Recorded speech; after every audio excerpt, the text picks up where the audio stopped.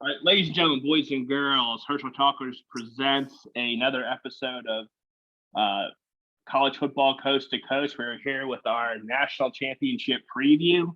Once again, we got Trey, the MC, Hube, and special guest appearance for you 247 subscribers. Deputy Dawg is in the house. How we doing, fellas? What's up, bro? What's going on? It's good, guys. Yeah, man. Thanks for joining us. Yeah, jumping right into us, the huge national championship, the rematch, House of Horrors. Anything you want to mention it for Georgia? Number 3 against number 1 Alabama in Lucas Oil Stadium. Is that what it is in Indianapolis? Mm-hmm. Point spread, which I think everybody's surprised about. We could talk about that if you wanted to. At first, is 2.5. I've seen it 3. I was listening to Dog Nation Daily today, and BA Brandon Adams on there was saying that there's been some people put 6 figures. Some of the big whales have put it on Georgia, even though all the media is picking Alabama. You know, we haven't been able to beat them, but Georgia. So what's your thoughts on that? And, Vegas is always one of those, hey, put your money where your mouth is. But I thought it was impressive. You got some guys putting $100,000 on Georgia, you know? Yeah. Well, didn't Floyd Mayweather put like over $1 million on Michigan to beat Alabama? Yeah, that was it. Yeah, I agree. I mean, he's from Michigan, so that you got to take that with a grain of salt. Yeah. How about that? ESPN. And Floyd Mayweather's been known to waste money, so he blows money all the time. So he got that ain't really saying much. Yeah. He got to lose money for all the money he make off betting. You know what I'm saying? I guess. I mean, I think from the perspective of this is like we all talk about this stuff and read these message boards. We gotta do what got us there. In my opinion, like we got to play within ourselves on offense. Don't try to get cute and on defense. We got to put pressure on Bryce. You can't have 0 sacks and 0 turnovers, bro. That is not a recipe versus a good offense. And I know everybody thinks I hate Stetson and all these other things, and you do blame on him. Don't we all, if we're honest? I don't hate that boy, man. First of all, hate is a strong word. I just don't. He's not my preference for quarterback, and it has absolutely nothing to do with him being a walk-on or any of that stuff. It's just like what I want out of my quarterback. If you ask me who's my favorite Falcons quarterback, from a personal standpoint is Vic, but from a football perspective is Matt Ryan, because I want my quarterback to get the ball to the receivers. You know what I'm saying? And right. And so, that's always been my issue. But I think if he can play like he did against Michigan, well, shit, we cooking with grease. But the defense also got to hold up their end of the bargain. 24 and a quarter, 31 in less than 15 or 18 minutes ain't gonna cut it. So just gotta play complimentary football, man. Well, I guess, and kind of to it's a little bit further in the rear view mirror. And I know you talked about it before, Hube, and Deb, feel free to jump in on this too. I guess defensively, scheme-wise, what do you think our biggest problems were with how we tried to play Bama in the SEC title game? Deb, I'll talk about it a little bit. I actually went back because I was at the game, and like I told Hube, I like going back and watching the games that I met because you miss so much when you're there. You don't get to see, the little writings come up saying this person got this many yards or this person's injured. And so when I went back and watched, I know most people were talking, Dan Jackson, but Lewis Singh was like terrible. I mean, just to be honest, he was jumping routes that he had no business jumping. He played probably his worst game of all year. If Georgia's going to beat Alabama, those safeties have to be able to cover somewhat. Especially when Bama got in the bunch, those guys were literally one receiver was taking 3 defenders, and you had guys running wide open. So I don't know if it was William Poole and a lack of communication. Those guys not used to working with him like that, but they have to be able to communicate on the back end. Safeties, you got to be able to play better and cover. Well, it's going to be another long day. We could talk about they got pressure on the guy. They forced him to make some throws. He made them, and it's just the wide open people, guys in the flat. I mean, it was to me the secondary has to play better. You know, the pressure gonna come. Yeah, as a former secondary guy, I love how he plays ball, but like as a former safety in college, he is probably one of the most undisciplined safeties I've seen play at Georgia in quite some time, just because he is overly aggressive in coming up for the run and attacking forward. And I've been saying this since the beginning of the season. He makes us susceptible to deep passes, and that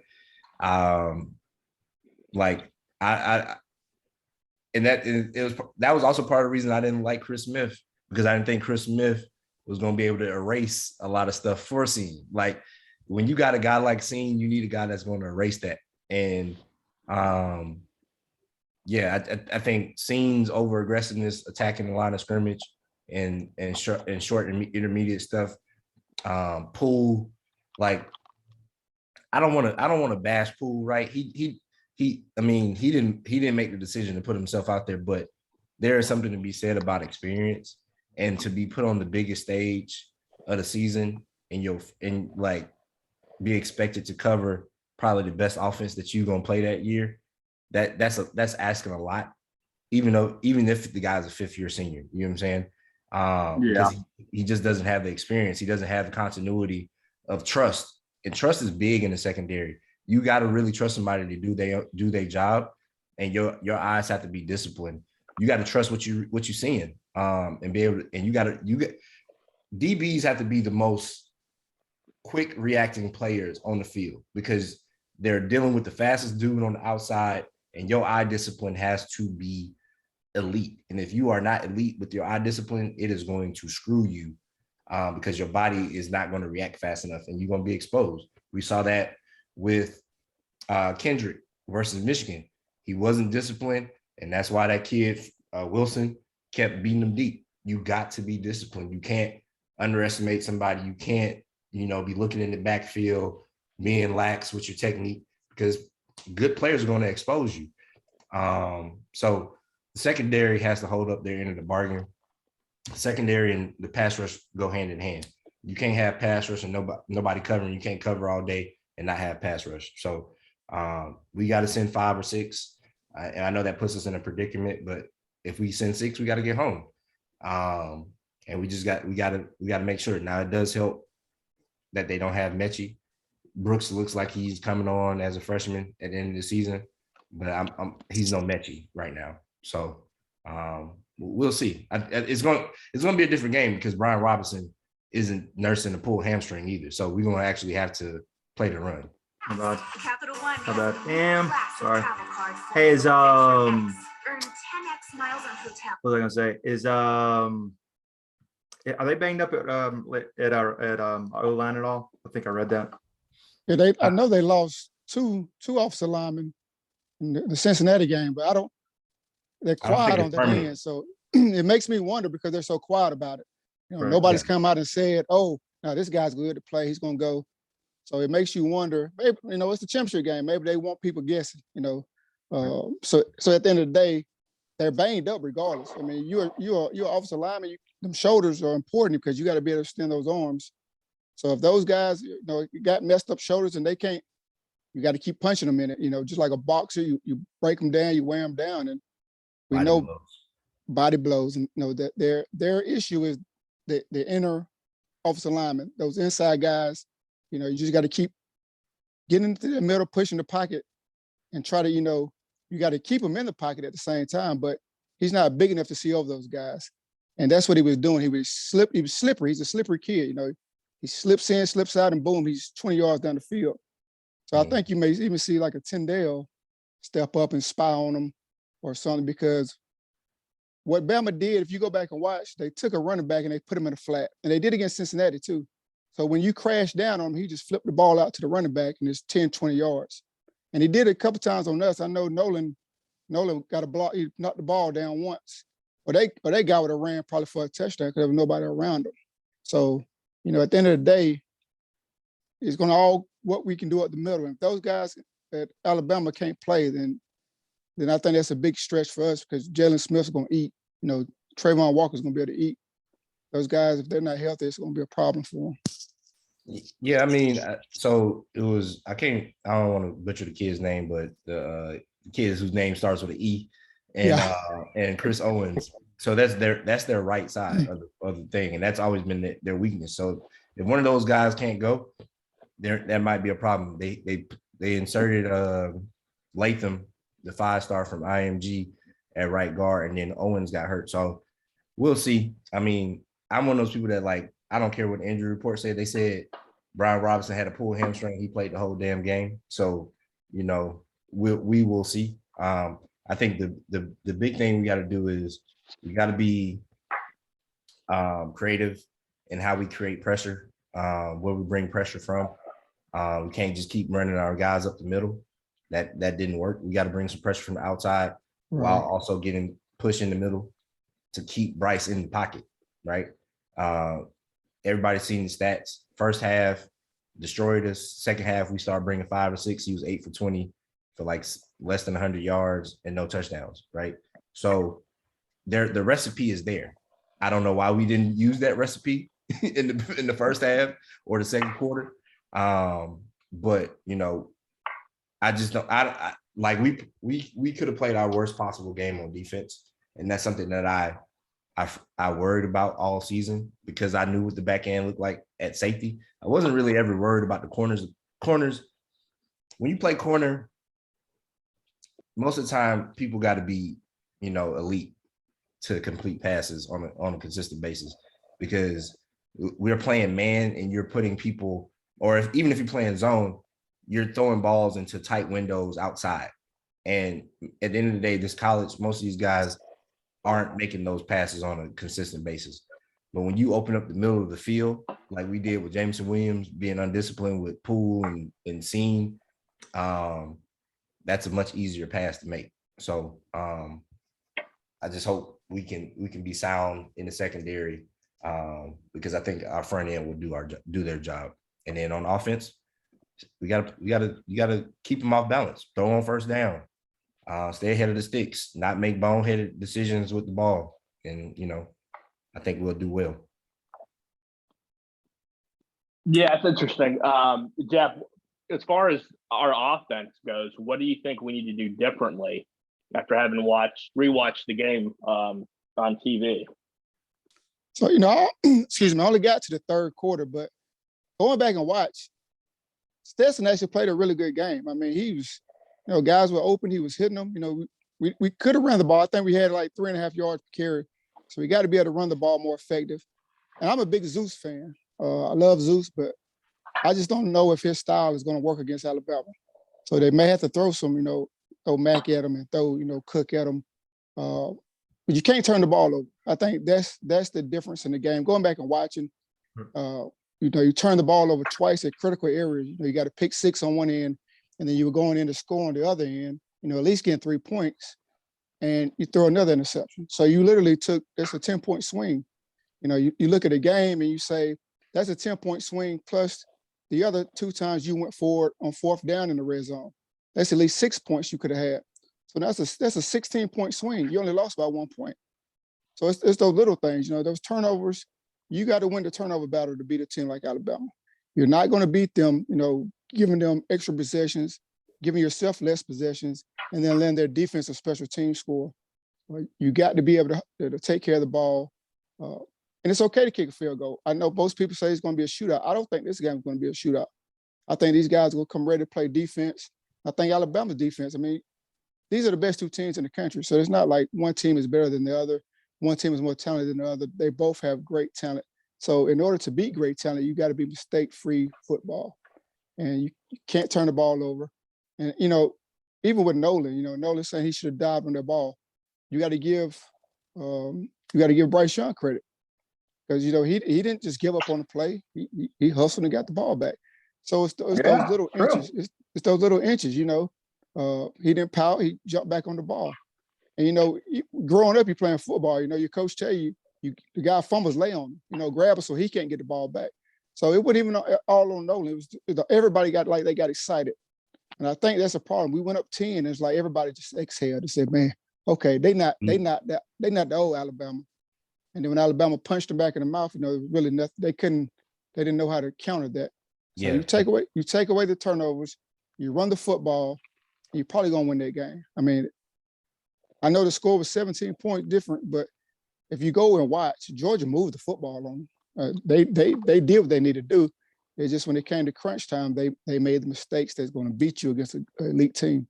Yeah. It's kind of like a boxer or a fighter tasting their own blood for the first time. I think Georgia got knocked on their ass a little bit, and they didn't know how to get back up because they hadn't had to get back up, right? And like it's like we just start panicking. Like at the end of the day, football is a very simple sport. You know, I'm not a professional coach. I only played 2 years, and I was a walk-on, just like Stetson and Dan Jackson. And you know, I coached high school football in San Diego. I'm not gonna say like that's the best place for football ever, but football is a simple sport. You play complementary football, right? You play to your strengths. And if it felt like in that game, we went away from everything that had got us that 10-point lead, right? And it was just like, guys, why we stop running the ball? It's like, why are we trying to throw the ball down the field? That's not our game. Like, yeah, like take you. What is it? You never go broke taking the profit, right? And it's like we were just going for broke every play, and that's why you go 3 and out. And everybody says, well, the defense could have stopped. As a defensive player, momentum matters. And if you just got off the field and you go right back on the field after you just got punched in the mouth, it is hard to like not lose a little bit of confidence and not, you know, panic a little bit like, hey, well, I got to make a play. And when you start thinking like, okay, well, the offense ain't gonna make a play, I got to make a play, that's when you do the wrong thing, right? And so that's why I'm saying someone like Poole getting put in that situation, he probably was like, well, I got to make a play. They don't put me out here for the first time. Everybody watching, I'm in my city because he's from Hateville. I got to make a play. Well, you made the wrong play because you left somebody wide open, right? So it's like, it's a lot of stuff that went on in that game that just wasn't complimentary football. It wasn't Georgia football. It wasn't the football game, the way we played football all year. And do you think it's fair to say you got to give Bama credit because Bama exploited some things that had been there all season to exploit, but nobody was good enough to exploit, right? Yeah. And so we got, I think, you know, those things didn't just magically go away when we played Michigan. Michigan just was a terrible matchup for Michigan. Like, that's the worst matchup. When anybody but Bama and Ohio State is a bad matchup for Georgia. Like, it's a bad matchup to play Georgia if you're going to try to run the ball. If you don't have an accurate quarterback that's going to stand back there and throw the ball to good receivers, you're not going to beat Georgia running the ball and playing defense because we're going to be more physical than you are. And we got enough talent on the outside to exploit you throwing the ball if we want to, if we get a chance to. So I think here's the thing, right? You look at, I could at least think of 2 of their touchdowns. You know, the fly route to Williams, and then I don't even remember what the route might have been out to Mechie. They were double team. Mm-hmm. How are you giving up touchdowns? You got two DBs on one guy. Getting caught by a double move. Right. I mean, you can't do that. You know, both of you can't bite. Somebody has to stay home. So like you said, you got to play complementary. You know, I got the short, you got the back. As a safety, nothing behind you, right? You know, deeper they than tell you, right. If he get beside you, he's leaving, you know? So at the end of the day, you got to know that guy's hip to hook, then I got to play behind him. You know, I got to be a little deeper. And like you said, Seen kind of was sneaking up, and it'd be 3rd and 3. And he'll see the guy run the end route, and he'll take that 3 yards away, but then he'll give up 60 behind him. And so he has to be smart on that half. Poole, and one thing I said, the guy, honestly, like he was afraid of contact. He was afraid to take on blockers. You know, sometimes you got to eat that blocker up so that guy behind you can make the tackle. When that guy ain't got to put his hands on you, you just trying to get out the way. No, he's blocking the other guy. So I like Brini. I know he's not great in coverage, but at least he's gonna take that block on. At least he's gonna set the edge where that's what that star has to do. So I always question, especially this game. Yeah, going back to the offense, right? I always question, does Georgia try to play too many players? Yeah. It's like you can't please everybody. Yeah, you can't please everybody, right? And you can't get in a groove like Pickens. You take them out for almost a whole quarter. Find your dogs, find those horses, and ride them. This is the championship game. Yeah. Hey, bro, you can play, but we'll see you next year. Because we're gonna ride these horses to this championship. That's what Alabama does. Alabama ain't worried about it. Yeah, that's what LSU did, right? They knew they had Chase and Marshall and Jefferson, and we're gonna ride what we got. Nobody, what's the kid's name? Booty or whatever his name is. Nobody knew he was there. I don't remember him being there. He may have not been there. But they had several other guys you knew nothing about. They could play. Oh, these are stars. Booty. Yeah, whatever his name is. He was a freshman. Yeah. Okay. So, no, but what I'm saying is there's talent behind these guys that are not going to play. You're just not going to play right now. What's the tight end? Fitzgerald. He made a good catch. I think it was a post right across, made a great catch. But that's not the guy I'm giving balls to, no. In my opinion. That's not the guy you're not getting championship passes. Those are going to go to other guys. They're going to go to my Darnell Washingtons and my Brocks and my Pickens. You got to get Pickens involved. Yeah. Right. We remember Pickens and Burton involved. Y'all remember when Clemson beat Alabama in the championship, right? What's the receiver's name? The kid Justin from Alabama. Ross. Justin Ross. Went off on Alabama. Alabama kid went off on him. Pickens is dying to light Alabama up. He's an Alabama kid. He wants to light him up. They ain't really recruited me. So feed that man. Yeah, I mean, I know we rotate a lot, and I feel like it's because we're trying to throw a lot of different formations at him, and not be predictable. My thing is like, look, to Depp's point perspective, like it's a championship, man. I know everybody wants to play, and you got transfer portal and all that other stuff. I wouldn't give a damn. Like, I'm going to play the best players. If they get tired, you will get in. But we gonna ride Pickens, Burton, Brock, and Darnell Washington, and Kyrus and Ladd. Y'all can get in the slot when we go in 11 personnel. But everybody else, I see you in April at the spring game. You know what I'm saying? Well, and not to mention the fact that it doesn't really make any sense to put Fitzgerald out there at that point unless you've got injuries, because you hadn't really used him the whole year, right?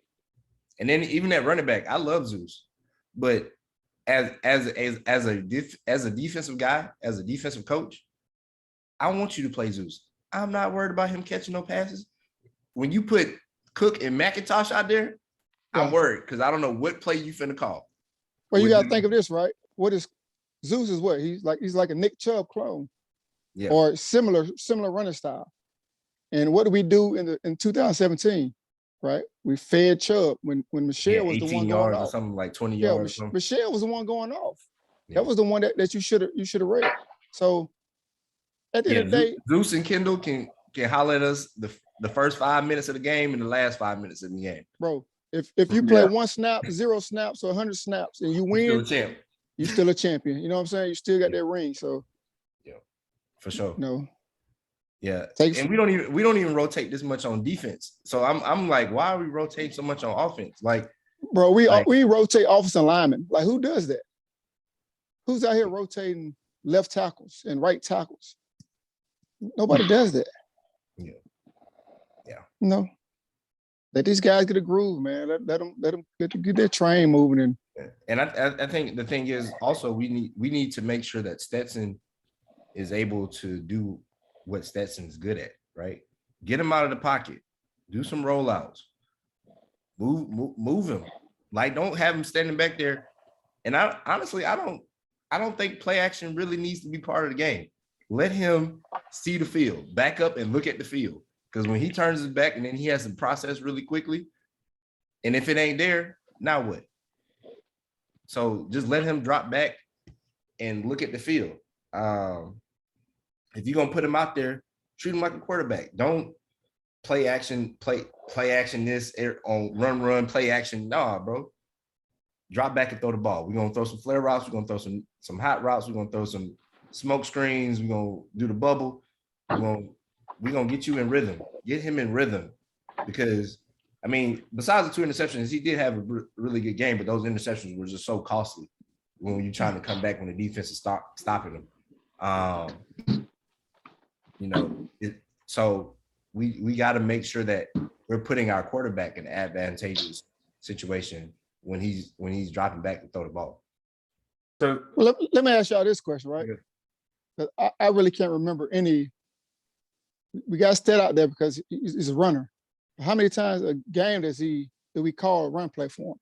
Or if you go back and watch the Alabama game when they did the read option with Zeus, the DNs were crashing in. They never expected him to keep it. So if you're not going to keep it, then what is the whole purpose? Your legs use your legs. There was a couple of times where I'm looking, there's like 15 yards in front of you. Run it. Don't be afraid to pick up 5-6 yards here, because 2nd and 4 is a lot better than 2nd and 10. Or 2nd and 15 because you got sacked. Or 2nd and 15 because you got sacked, or an interception because you just threw the ball up, which you did against Michigan. So, hey, take those 2-3 yards. That's Tim Tebow, Cam Newton, he's not those guys. But those guys will going to always get a yard, 2 yards, 3 yards. And when it's 3rd down, it's 3rd and 2 now. It's not 3rd and 8, 3rd and 7. That's critical. Or even Aaron honestly, Murray. Honestly, Even I Aaron think Murray would do that. I think what it was, y'all, you might not remember this. I think it was early in the game, and he tried to read option. He kept it, and they got him. He didn't go anywhere. And I think after that, he probably got a little gun shy running, because even that play, Dep, you showed it to me earlier where he got the 1st down. There was a play earlier in that in the series where he had another lane like that where he could just take off, and he threw the ball out of bounds. And I was like, bro, run. That's exactly what I'm talking about, because I was sitting right behind it. And I'm looking and I'm like, there's like nobody 10 yards in front of you, bro. Like, take what the defense is going to give you. If they're going to give you the 8 yards, take it.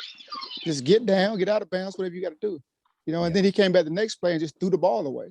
Like, you just wasted 2 downs right there. So be smart, and use your God-given talent.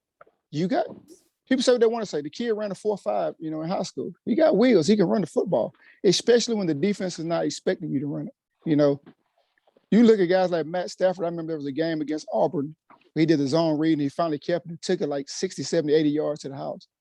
You're fat. A 4.6, 4.7 guy is fast enough to pick up yards if you really want to. So he has the speed to do it. You just got to use it. And I think that's kind of what they looked at with Bryce Young. He had never really ran. And so he got against Georgia, and he was like, okay, I know I got to use my feet. And I think it kind of spooked Georgia to where they was like, threw him off a little bit. It threw him off. So do I go after him, or they didn't know what to do, so that was a curveball. So Stet's going to have to use that same curveball and use his legs, Stay ahead of the change, young man, because once you get behind them and they know. That ain't your game. That's their game. When Will Anderson knows you got to throw the ball, he coming at you, it's hard to block guys when they know you got to throw the ball. So in the Cincinnati game, what did you guys kind of learn about Bama? To me, I thought Cincinnati kind of aggravated Bryce Young. I know he ended up getting 3 touchdowns, but he only had 181. But I think what hurt them is when they had Robinson ran first 4 or 5 times, 6-7 yards clip. It was and then he had 204 yards. But I thought they hung around. They held them. I think it was 17-6 during the 3rd. But I thought their secondary contained them, but they couldn't stop the run, and that's what kind of killed it. And they couldn't score, of course. Well, if you notice, they put Williamson in the slot, right? So they play Williamson in the slot a lot because they didn't want those receivers from Cincinnati to put hands on them. Because if you put hands on them, then he ain't gonna do much. What is he? Probably about $185, $190. I think, in all honesty, we might need to let Darion and Ringo press this game and press all game, right? Because in my opinion, if that's how Alabama wants to play, because they don't have Mechie, that's not going to be a good recipe for them. If they're going to try to run the ball on us and make Jameson Williamson a possession receiver, which I know, they did that for Cincinnati and they probably won't do anything like that versus us. But if that's their game plan, they're going to lose that game. It's just not going to work. That how they played Cincinnati on offense, how they played on offense with Cincinnati, that won't work against us. Well, and they kind of did that against us. If you go back and watch, they was putting these guys in the slot. So, you had Mechie in the slot. Dan Jackson out there, we're going to put him in motion. We're going to make sure he's lined up with Dan Jackson. We're going to take a shot. And they did it with both of them. So that's where you got to be careful because you want to bump them. Well, all they got to do is start putting them in motion, put them in the slot. There's ways to get guys off. If it's me, I'm challenging the Kendrick. I'm challenging one of them cats and saying, hey, wherever Williams go, you going with him, bro. You know what I'm saying? I don't care.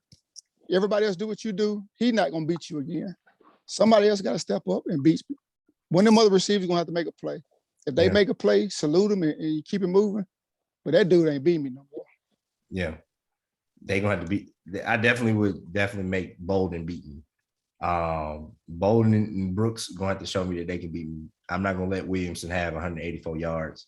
But this is the difference between Bolden. Bolden catch a pass, you're going to tackle him. Williams catch a pass, he might put them jets on and he's gone 50 more yards.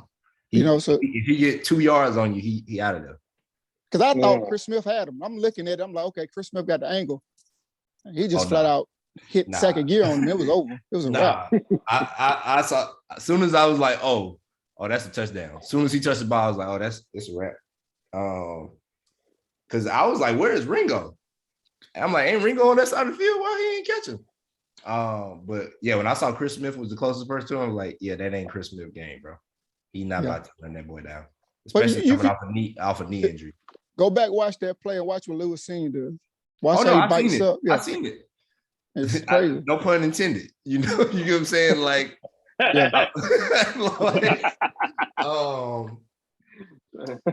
him, like, he jumped the short route, pulled and carried the route.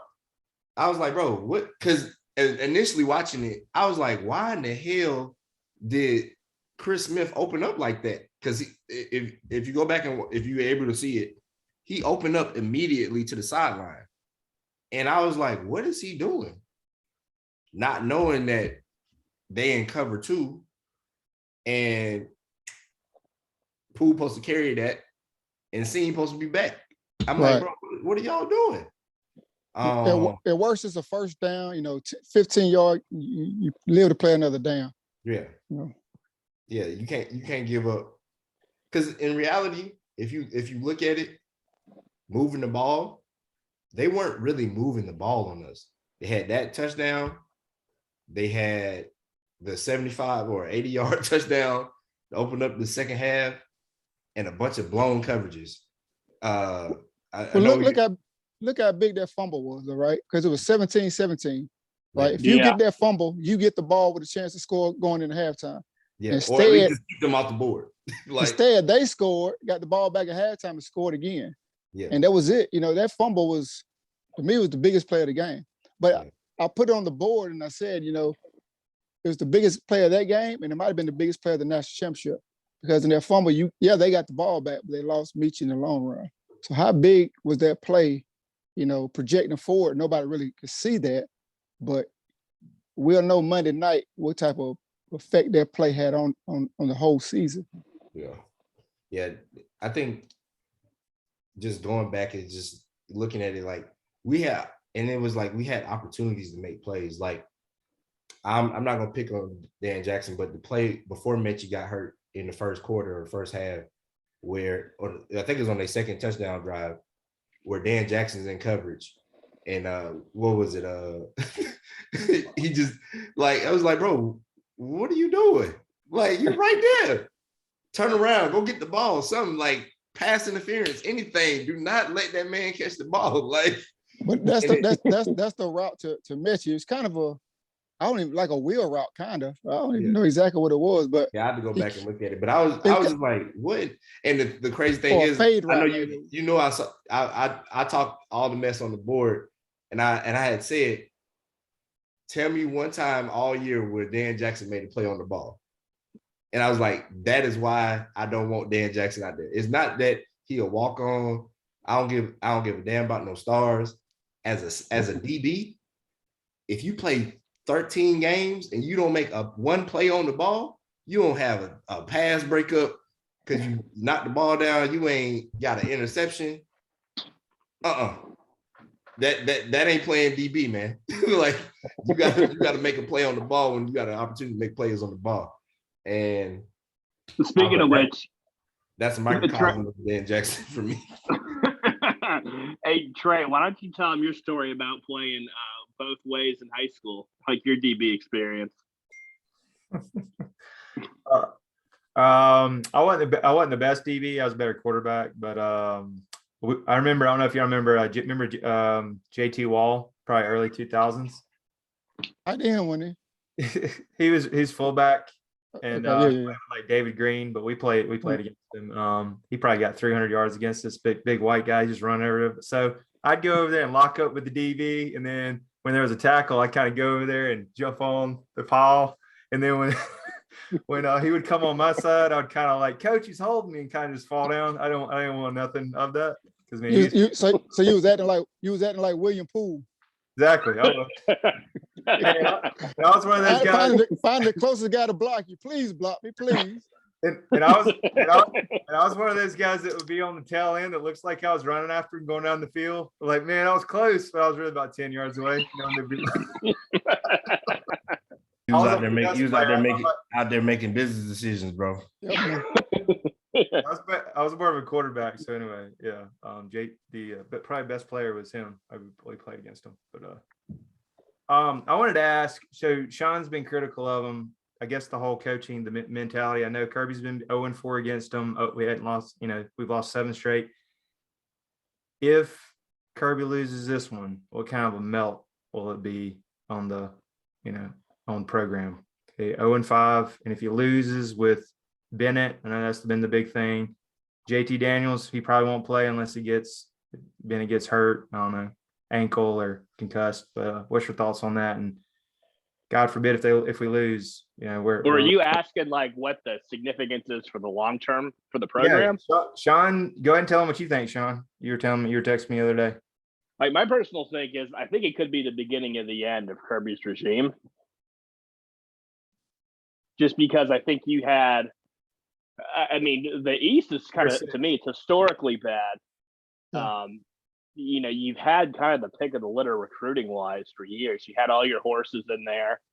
And it's just, it's the same thing, different year. I mean, you just are, you're kind of playing an antiquated system of ball. It seems like he's more convicted to trying to win through a certain philosophy, i.e. like trying to prove that defense can win championships again, rather than just doing or winning it the easiest way possible, which is just kind of employing a more wide open offense and just, a defense that can just make enough stops.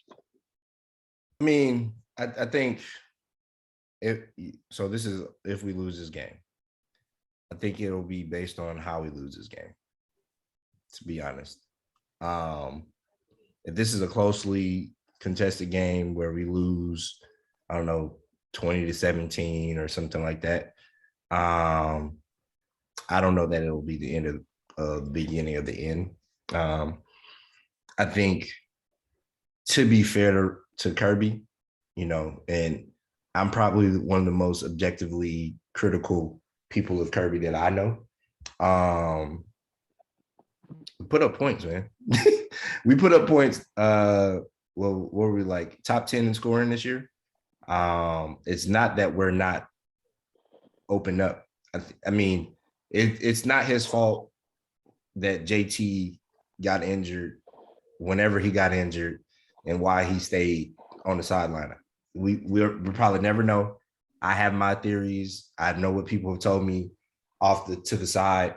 That's not really none of my business. You know what I'm saying? But if your quarterback's not available, what are you supposed to do? Right? You're supposed to put Brock Vandagriff in, supposed to put Carson Beck in, you put the steady guy in, and Stetson won. And if you're winning, you stick to winning. That's simple football. And I'm gonna win until I don't win no more. You know, if we go back to Fields wasn't ready, man. And I think Justin Fields is a much better quarterback than Jake Fromm will ever be, could ever think to be, could ever dream to be. But as a freshman, he was not better than Fromm. And yeah, you could say, well, he should have got in the LSU game, which I do think he should have got in that game. And they should have had a plan for him, but they didn't. And at the end of the day, if we're being honest, that was Kirby's third year as a coach. You know, it's not like Kirby is getting the opportunity to learn how to be a head coach at a lower program. His first job was at University of Georgia, replacing the guy that was winning 10 games a season. So you don't have much wiggle room, especially when in your second year you play for a national championship. So I've said it before, Kirby can improve, and there's a lot of room for improvement. There's winning the SEC championship next year. There's, continuously winning playoff games, playing in the playoffs every year, and he can win the national championship. But I don't know that if he loses this year, that we start, asking for his head or put him on a hot seat. I mean, at the end of the day, how many coaches have won a national championship in the last, 14, 15 years? Maybe 5? Was it Urban, Dabo, Jimbo, Ed Ogeron, and Ed Ogeron, other than Saban? That's not a lot of people. Gene Chizik. Yeah. And two of those guys got fired within 2 years of winning the national championship. So, so it's like, yeah, as a Georgia fan, as a Georgia, alum, I want to win a national championship, state pride, team pride. But I'm not going to say Kirby needs to get fired because he didn't win a national championship this year, especially like we lose 20-17 or something like, it wasn't meant to be, I guess. I'm going to be pissed because I spent all this money this year. But, I'm not going to be like, oh, fire him. Like that'd just be stupid and short-sighted. Well, for me, I think it's honestly, I think it's crazy to say that because the recruiting's not going anywhere. And let's be honest, who is he losing to? Saban. He's losing to the GOAT. He's not like he's out here losing to, some dude we never heard of. Saban beats everybody. I mean, that's just the fact. 25-1 against assistant former. He beats everybody. Even you look at Jimbo. Jimbo got his natty. He didn't go through Saban. You know what I'm saying? So a lot of guess what? I said it before the season started, and I hope I'm wrong, but I said that either Brock Vandagriff or Gunnar Stockton is going to be the first quarterback in Georgia winning natty. To me, those guys are going to be, one of those two are going to be the difference maker you need at quarterback. One of those two guys is going to be your Bryce Young, your Cam Newton. They're going to be a guy that can take over and change the game with their legs, with their arm, whatever it may be. And until we get to that person, to me, you're kind of overachieving. You just took a walk-on quarterback to the national championship. When I go into that number one kids, and I say, hey, bro, I just took Stetson Bennett to the national championship. Imagine what I could do with you. So, and Kirby's a good recruiter. He's a great recruiter. He's an elite recruiter, So do I think it's the beginning of the end? No. Now you come back next year and you go 6-5, 6 or whatever. Yeah, you may have some problems, but you just went to the national championship and you lost to the greatest of all time. Now, on the flip side, if you win, the Saban pull of Urban Meyer. Have a heart attack. and think about this, right? Think about this. As a Georgia fan, right? You started the season all beating Clemson and you end the season all beating Alabama. Where else there to go? There's nowhere else to go, man. I mean, I said it. I think I said it on the board this week or the other day. Like, it's it's very clear that Kirby is the second best coach in the country. Oh, yeah. He beat Dabo head to head, neutral field. Ain't no excuse. And that really wasn't a neutral field. That's Clemson country. They own North Carolina, right? You beat Lincoln Riley in the playoff game in California. The only person he hasn't beat got fired. Beat Brian Kelly twice too. Beat Brian Kelly twice. I don't know why the hell he came. Like I said, I don't know why the hell he came to the SEC. He gonna get his brain beat in. The only two people that you could even say, well, Kirby may not be better than is Ed Orgeron. Well, we know that Ed Orgeron sold his soul to get a national championship and then got fired. And Ryan Day. Ryan Day is the only person that is comparable to Kirby, and their situations are very similar. Ryan Day took over for Urban Meyer, took Urban Meyer's recruits, went to a playoff game his first year, lost in the Natty the second year. That is the same trajectory that Kirby went on, except for Kirby played for a conference championship in his third year, and Ryan Day didn't. Ryan Day still got a lot to prove to me, but that is the only person that is currently a head coach to me that has a argument of maybe being better than Kirby, because he's recruiting at a high level and he's winning pretty much at a high level. So, so to say, hey, we're gonna fire the second best coach, easily the third best coach in the nation, because he didn't win the national championship against the best coach of all time, it's silly. Yeah, we're not saying Saban's. We're not saying that's the point right there, right? Who are you gonna hire? Because the only way you're gonna get to that level is if you go get Nick Saban. Like you have to fire Kirby and go hire Nick Saban. And you're not gonna do that. You know what I'm saying? You're just not gonna do that. You gotta look at the class we brought in. Like where is Georgia going? The East is nothing right now. Where is Georgia going? Are you afraid of Billy Napier? You afraid of Billy Napier? You afraid of Josh Heupel, who don't like to recruit? Sean's scared of Billy Napier in Florida. Yeah, like what'd you say? Sean's scared of Billy Napier in Florida. He's telling me, he's gonna take it over, man. We got 2 5-stars the first week. Oh yeah, wow. In the 50s. Did you see Kamari Wilson in Under Armour practices getting? Oh, did he look bad? Looking stiff, and that's not his game. I don't know why. I wouldn't if that's not my game. I'm not even running one-on-ones. I'm sorry. I'm like, hey, bro, y'all got it.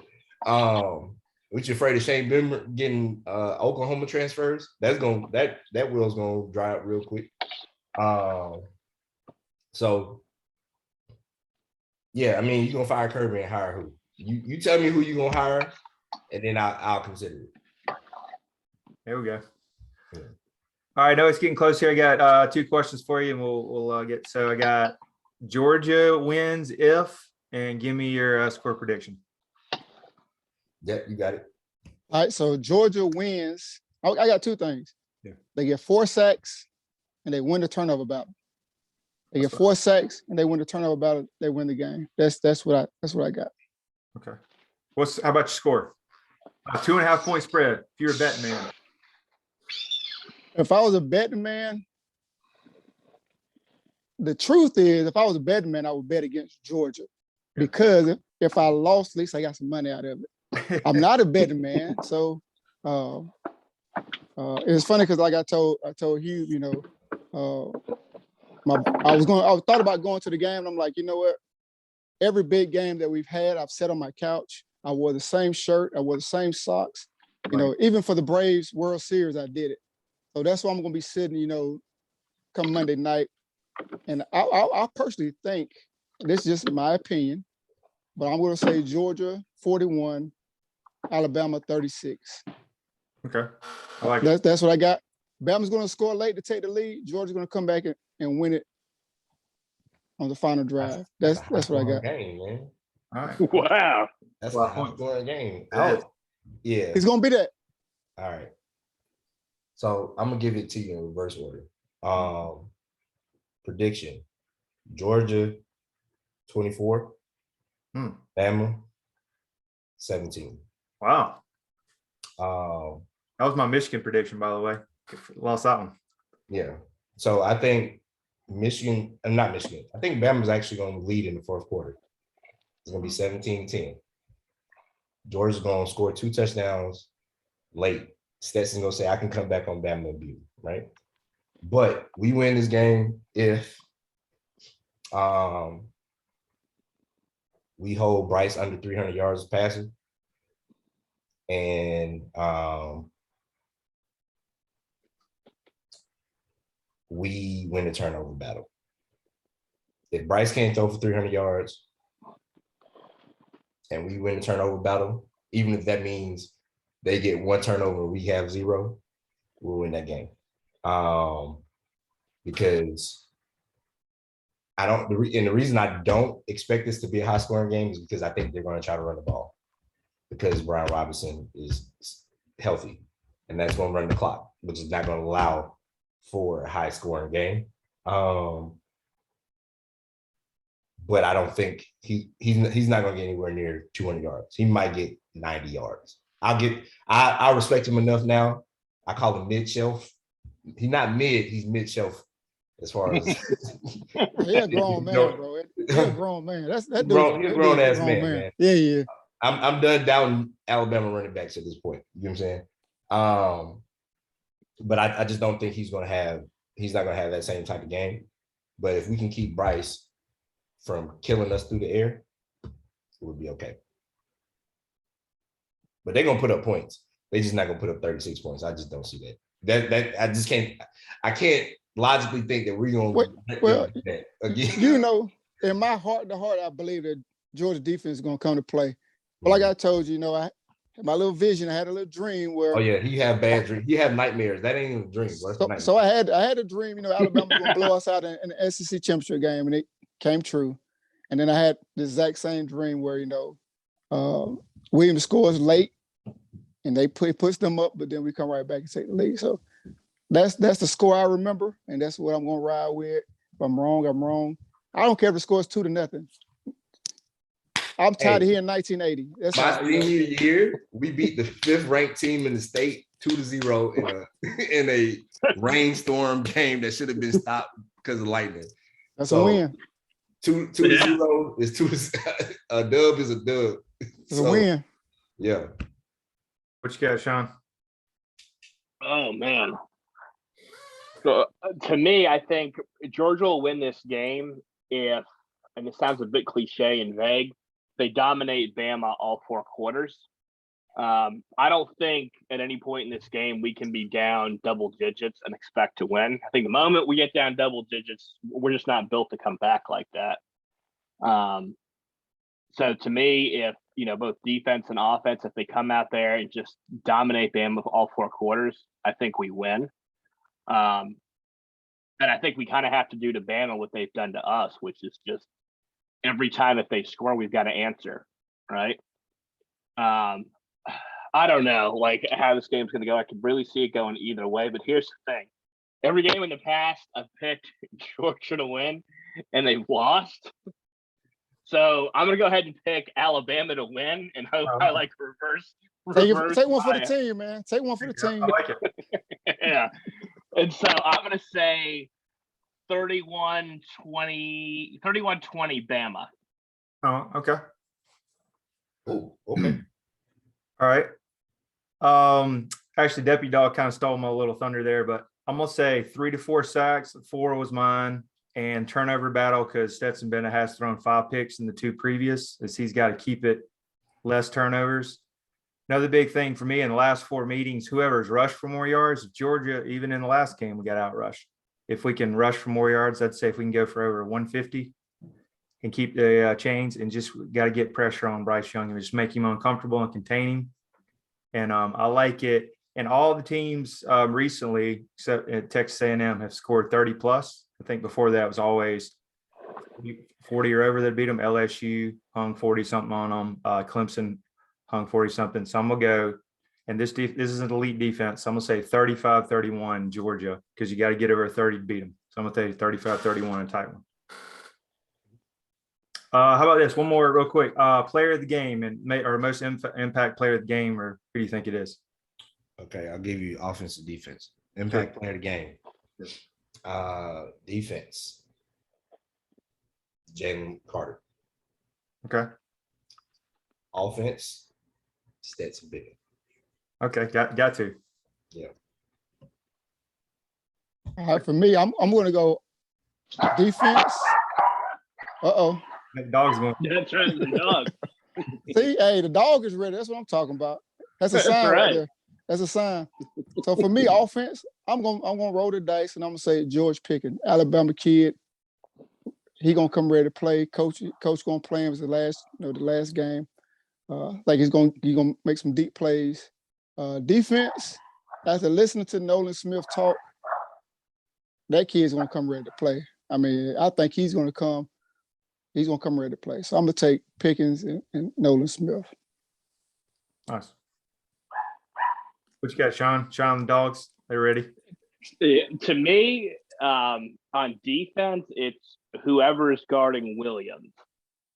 And I think, like Jeff said, I think if you can hold him to, I mean, definitely got to hold him to under 200 yards, but really, if you can hold him to maybe like 85 and a touchdown, you got to love our chances, right?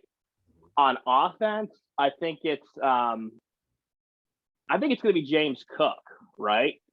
I think if James Cook has a big game, our offense is probably due for a big game, because I think the one area where Alabama has struggled, it looks like their inside linebackers just guarding running backs. And there's just so much he can do. I like it. I'm gonna go with if they show a camera shot on him again, because I saw my buddy Nakobe Dean. He had lasers, daggers. I told him that kid's pissed off right there. I think he's gonna do it. He's motivated. He's having a Roquan-like year. I know there's different comparisons, so I'm gonna go with Nakobe Dean because he's the leader of the defense. And I like Jermaine Burton making a big impact, because I think you can't focus really on Bowers. I think they're gonna really try to cover him more. And you can't. He got 16, 18 targets, and you can't force it in there. And I hope Pickens plays well too. But I like maybe Jermaine Burton getting a key touchdown. I think Jermaine's our best receiver, pound for pound. Yeah. He doesn't get used in the way that I want him to. But I think I had big hopes for him this year. And then he got hurt. But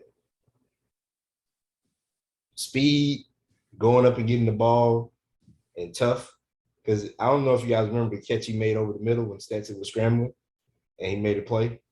Oh, yeah, he snagged it out there. Yeah. Yeah. I think if we, in reality, we might want to feed George, but we need to feed Jermaine. If Jermaine starts going off, I don't think Bama got a DB that can cover him. All right. So I like but check this out, right? We all had our picks and nobody picked the same person. That just shows you how deep this team is. And nobody said Jamari Sawyer, nobody said Jordan Davis, and them two, I mean, that's your heart. So those two guys may step up and put the teams on their back. Yeah, Will Anderson don't get no pressure, and we push the pocket up the middle, and Brian Robinson has 40 yards rushing. It's gonna be a long night. It's a long, It shows you how great this team is. Whether they win or lose, it's a great team. They just ran against another great team. Yeah. Man, Hutchinson was on a milk carton last week in second half, wasn't he? Boy, oh man, he was missing the whole game for real, honestly. But I mean, I knew that. Like, when people were saying he was going to be the number one pick, I'm like, based on what? I was like, what offensive tackles has he played against this year that's going to the league? But let me say this, because I think I texted you once, and I was like, I think it was an Ohio State game. And I'm like, man, this Hutchinson kid is a baller. Like, this dude's the truth. Mm-hmm. And so I liked his length. I knew he was kind of undersized, like weight-wise. Mm-hmm. But I liked his length. I like his get-off. But Sawyer he made it personal. And can he do the same? Can he do the same with Will? When they was in high school? So like at the end of the day, if I son you when we 18, I'm gonna son you when we 22, bro. Yeah. Plus, that's the healthiest Sawyer's been, right? Yeah, that Rusty did say that is the healthiest he has been all season. So, hopefully we stay healthy up front. I think that's going to be a big, important part of the game, is that we have to stay, luckily we have been pretty healthy up front, except for at left tackle, other than. Knock on wood, bro. Knock on wood. Yeah. Other than Tate getting hurt in the first game. So that we have to exploit the fact that they are a little banged up on the front, and we got to stay healthy on our front. And real quick, Yeah. Sean and I were debating it, and you guys can say it. I know it's a comparison. So, who's better, Nakobe Dean or Roquan, if you had to pick? Because they're both at the end, junior. I know it's fresh. Hey, man, when he ran down that kid all the way across the field, I'm just like, damn, that was What are we Roquan. talking about? Let me just say this, right? Are you talking about who do I want to run my defense, or who do I want to draft first? How about this? Who would you want playing Monday night if you had to pick, or bring them all back? If you had a video game, I don't know, just comparison. Let me just say this, because the stat may be off or may be wrong, Right. but didn't Roquan literally go a whole season and not miss a tackle? That was Cat. He missed tackles. I watched every game. They said he didn't miss tackles. It's just like when they said Baker didn't give up no touchdowns. He was definitely in coverage on touchdowns. Like he did not miss a lot of tackles. Right. He cleaned up a lot of shit. Yeah, Roquan is different, man. I think. Yeah, but also I think you got to think about this. Roquan was playing Reggie Carter as his second man, and then Trez Patrick. Nakobe playing with beasts too. He playing with people that are really, really good, that would have the guys that were playing with Roquan sitting on the bench. You know what I'm saying? Mm-hmm. So the defense is a lot. Hold on. He's playing with guys who have Roquan on the bench. No, have guys like Reggie Carter and Trez Patrick sitting on the bench. They weren't playing on this team. Yeah, and you also got to think about the safeties, right? You got seen in 2017. You had, what was the boy name? Dominic Sanders. Sanders didn't want no smoke up there, man. Yeah. He ain't want no piece of any like physical action. You got seen who's like the second leading tackler on the game and on the team. So it's a different defense, a faster defense. So I think, Roquan made a lot of tackles that year, but Roquan had to make a lot of tackles that year because he wasn't getting rotated out like Nakobe get rotated out for Tyndall and Quay. He didn't have a safety that was coming down hellfire and brimstone and crashing on the line of scrimmage and making tackles on the edge. He didn't have the D line that was making. You didn't have a Trayvon Walker or Nolan Smith or guys like that were just as athletic as Roquan in the linebacker core. So I think Nakobe does a lot of things that Roquan doesn't do mentally.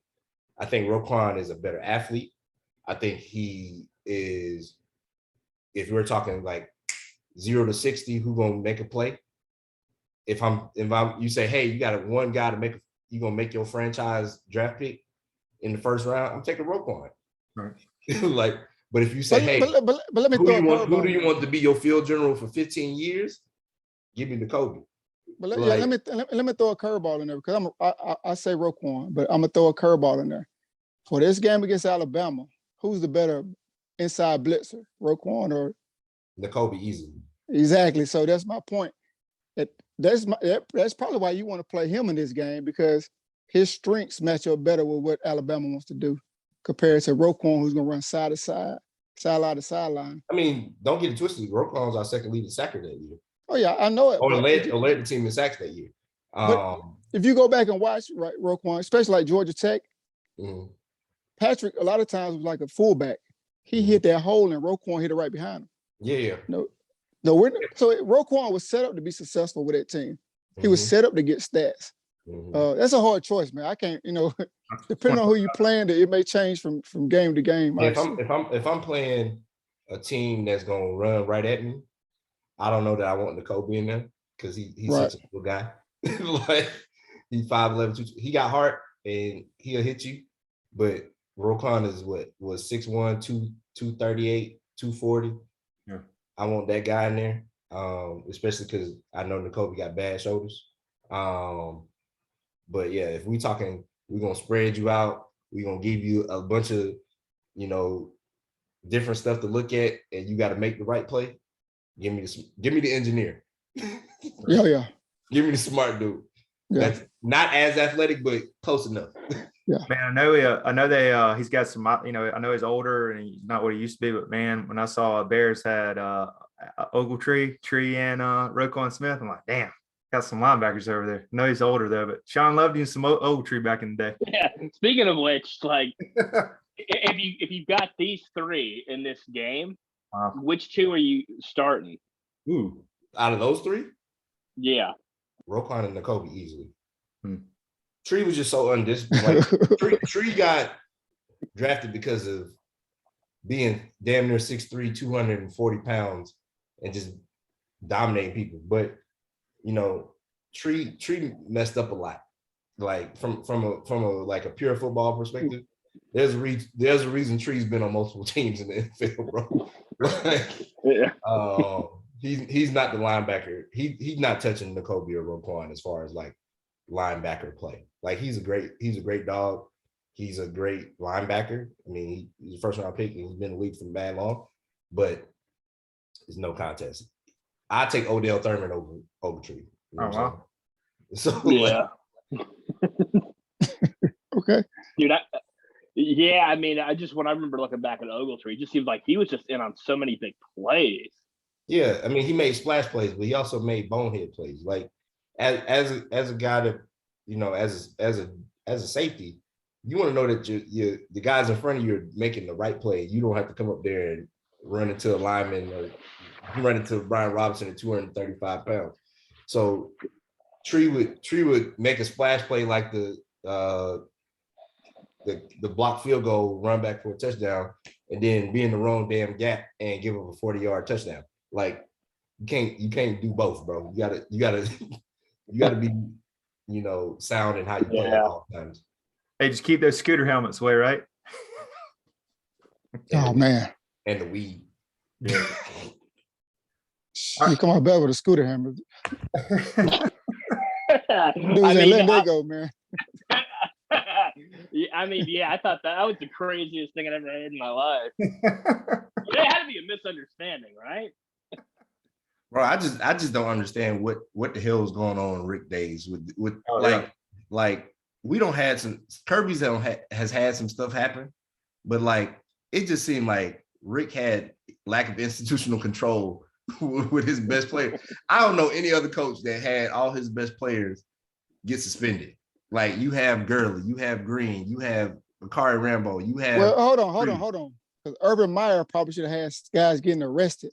Yeah. Well, they were still playing. So we're not talking about stuff. But you know, you had. We was talking about this the other day at work. Isaiah Crowell. What are you riding around Athens for with a pistol with a serial number scratched off? When his mama gun or something. I don't get why your mama need a gun with no serial number on. I don't think he knew that gun was in the car. What are you doing? Nobody in Athens is gonna touch you, bro. You good. But what I'm saying is I don't think he knew the gun was in the car. That's what I remember from the story. That's also like if somebody were to take my car right now, they don't know that my gun's in there. Is the serial number scratched off? Why would the serial number be scratched off? Like, I don't got no felonies. I could buy all my guns legally. What I'm saying is, like, if I didn't tell you that the gun was in the car, you wouldn't know, right? Like, so, and it's not in an obvious place. So, but that's not illegal. There's nothing illegal about that. Well, it's illegal to have you can't have a gun that ain't yours. So if I didn't buy that gun, I can't have it legally. Okay. All right. That's a whole nother topic for a whole nother topic. I just don't understand. I still don't understand. I can't grasp why so many of Rick's best players got suspended. Because they got suspended over the dummest stuff. Yeah, like he's suspended for everything. And I think Kirby has the same issues, and I don't think we know about it as much. Exactly. Isaiah Wilson would never play for Rick. He'd have been suspended every week. But you never knew about it with Kirby. You never heard about it until you got to the NFL. Yeah. Yeah. Well, and I think the other problem for Rick was that I think down in Tallahassee, I think that community tended to take on a lot of the sweeping under the rug rather for the coaches, so they didn't need to worry about it. Mm. And I just don't think Rick was necessarily as prepared as he should have been from that standpoint, you know? I think he just was too busy going by the book on everything. Like Kirby went and changed the whole conduct. Like Ledbetter should have not even been on the team if we were going off under the Rick regime. Kirby suspended him for this game, put him in alcohol intervention, and the boy had 2 great years leaving, like playing on the team. You know what I'm saying? And Like, graduated, right? and graduated. Like Yeah. that was the thing to me. I was like, bro, you're kicking people off the team because they smoke weed? What used to kill me was he kick them off the team and they go to Alabama or they go to Auburn or they go to. Like Nick They Marshall. gonna play. They what, play what, did Nick somewhere. what did Nick Marshall get kicked off the team for? He stole Steal somebody. something. Yeah. Yeah, Stole like, somebody's iPod, right? Yeah. Something He like stole that. a teammate's iPod. I mean, not to tell anybody business. People stuff gets stolen all the time. I had a Michael Vick jersey get stolen out of my locker room. You know who stole it? Huh? No, who stole it? Not probably one of my teammates. Matt Ryan came and stole it. But yeah, like if you leave something valuable out in the locker room, it gonna pick up feet and leave. So like, I'm not about to kick nobody off the team about that. I'm sorry. I'm like, hey, bro, get that man his property back and pay him for it, or we're gonna run you until you give it to him. But I'm not kicking you off the team because of that. Yeah. All right, cool guys. Yeah, I know it's getting a little late here. Anybody got anything get off the chest? We're all excited for Monday at 8:00 ESPN. Hey man, just go Dogs. Hopefully we win this game. Because I'm gonna be pissed off in Indianapolis for 4 days if we don't. I mean, being truthful, how confident are we, guys? I'm actually not. I'm not that doubtful about this game. I don't know what it is.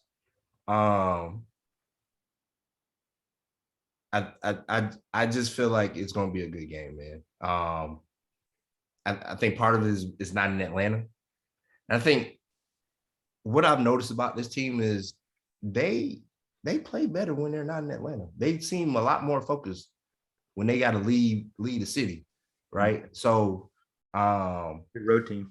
I think they're a great road team. And so I think them going somewhere foreign and having the focus and not having the distractions of Athens or Atlanta is a good thing because there ain't shit to do in Indiana. I've been in Indianapolis over the summer. There's nothing to do there but go to practice and go back in your hotel room. And then I think for the fact that like Bama's lost their top 2 DBs. Mechie's not playing in this game. I don't care. Their whole team could get COVID and I wouldn't care. I'm not one of those people that care about playing people 100% or like that stuff. That is a good thing for Georgia that Mechie is not playing. It is a good thing if those 2 linemen can't play, and it's a good thing if those 2 DBs ain't playing. I'll take it. And they not gonna put an asterisk next to that championship. And hey, even if they did, you still celebrate it. It wouldn't matter. Exactly. I'm probably gonna go get a tattoo with a bulldog and 41 years crossed out. You know what I'm saying? So yeah, I'm quietly confident. I'm not as confident as I was, December 4th, but I have faith that these guys won't get beat twice. For me, I actually made a post on the board probably a year ago. It was last year when Tampa Bay won the Super Bowl. And it was about cities that just go on these crazy runs, you see it in Tampa, you saw it in San Francisco, you saw it in Dallas. One team wins and then they take off. And I've been a Braves fan since '91, and seeing the Braves win the World Series, it really gave me a confidence that we're not cursed. There's no Georgia curse. There's none of this nonsense going on. Go out there and win the game. And I would say I'm probably 65, 70% confident they're going to win. Just the rematch. Normally, if you got 2 even teams, the rematch will show, because if these guys are even, they play 10 times, one team's going to win 5, the other team's going to win 5. And so that's going to show you where you're at. So I feel pretty good about it. The 2 things that scare me is Saban and Bryce Young. But other than those 2 things, I think, when you look at the 85 or however many get to travel, I think from 1 to 85, Georgia has a better team. Now, I've said it for years. I've said it for 10 years, and probably why people hate me the most on the board. Elite quarterback changes a lot of stuff. I mean, the dynamic quarterback changes a lot of stuff. But if Georgia had the defense to make Bryce Young good that night, because you don't have to stop him from being elite for life. You just got to, for one night, for 4 quarters, make him human. If you can do that, you're going to win the game. And I think they will. I think that D-line, that front seven is going to come to play. So I'm pretty confident. And if not, then, I'll read the board and laugh at some of these cats because I know they're going to be melting down. And it is what it is. Life goes on. We've been there. We've done that. We've seen this team, break our hearts time and time again. So it ain't nothing new. Yeah, if they win, I'm probably gonna take a break from the board though. Yeah. I will look forward to seeing a little bit of Agunas. I want to read it like after the fact. Some Agunas stuff. Yeah, I'm gonna self-ban myself probably for like 2 weeks, bro. Hold on. Because I'm gonna get banned for some of the stuff I might say on the board. If somebody say something stupid. If Alabama wins or if Georgia wins. If Bama wins, I'm self-banning myself for 2 weeks. Yeah, that'd be ugly. Yeah. Yeah, the board would literally crash. They would just lock the board, I think. Yeah, I'm gonna take a sabbatical from the board, bro. No, you won't. Yeah. Listen to me. I was like one of the originals. That board is like crack, bro. Like you can't. I'm quit. I'm give it up. Like 2 hours later, man, you back at it. Like you can't. It's addiction, man. It's true. I've said I'm going to quit it like multiple times. Actually, I said if we didn't win the national title, like I was just done with like college football. And my buddy's like, "You'll be back. Don't worry." Yeah, you'll be back. Yeah. Oh no, I'm not going forever. I'm just gonna take 2 weeks. I'm gonna need 2 weeks to not get banned for a year. You won't take. I'm gonna need to calm myself down. So I'm gonna try not to get banned for spazzing out. Take the ban. Yeah. Take your week and Jake will let you back. You'll be all right. Have you ever gotten banned? Yep. I'm the king of getting banned. Really? Yes, I get banned more than anybody. I've been blacklisted. I got a 6-month ban one time. They blocked my IP address one time. And it was that bad. Yeah. I get banned a lot, man. I almost got banned to like spring game this year. Yeah. People think I get away with stuff, but nah, them dudes be in my inbox like, "Hey, bro, you gotta chill. You gotta ride out for 2 weeks." I'm like, and I know, like half the time, I know okay, I know if I post there's a ban coming, and so I know it's coming. So they inbox me. I talk my little junk, and then I take my ban, and then we move along. It's rinse repeat. It's been going on since when Gentry, whatever his name was, running the board. Before Jake and Kip got there, I've been getting banned since day one, man. The folks didn't like that I talked about Mark Richt, and I used to get banned once a week for talking about Mark Richt. Yeah, I they're think hypersensitive. They're hypersensitive. I think I overtook Depp as the most hated though. No, bro. No, with the Stetson takes this year. They went to corporate on me. They went to corporate on me. Bro, I have dudes in my DM like want to meet up and fight me. You know what I'm saying? Like seriously. Yeah, no, I had that too. I just don't post nothing about it. But bro, look, I'm put like this. The CEO reached out to one of the staff members and told him if I ain't chill, I was gonna get banned for like 6 months. Dog. Oh, yeah, I've had that. I've had Lucky or whatever the name was. I've had him. All of them within one. Bro, we'll do another one like a pod, and if y'all want to talk about the whole clique and all that. Them dudes literally, man, they used to like have group messages with us and be like, "Y'all can't say this. You can't do this. You can't do this." It was crazy. I mean, some of them DMs I got from back in the day. I mean, dudes were like, I see your kids on here. I'm gonna find them. Like, bro, it's a message board, bro. People take the internet way too seriously. And see what y'all may be kind of newer, but they used to have the worst posters and the best posters, right? So a lot of people don't know.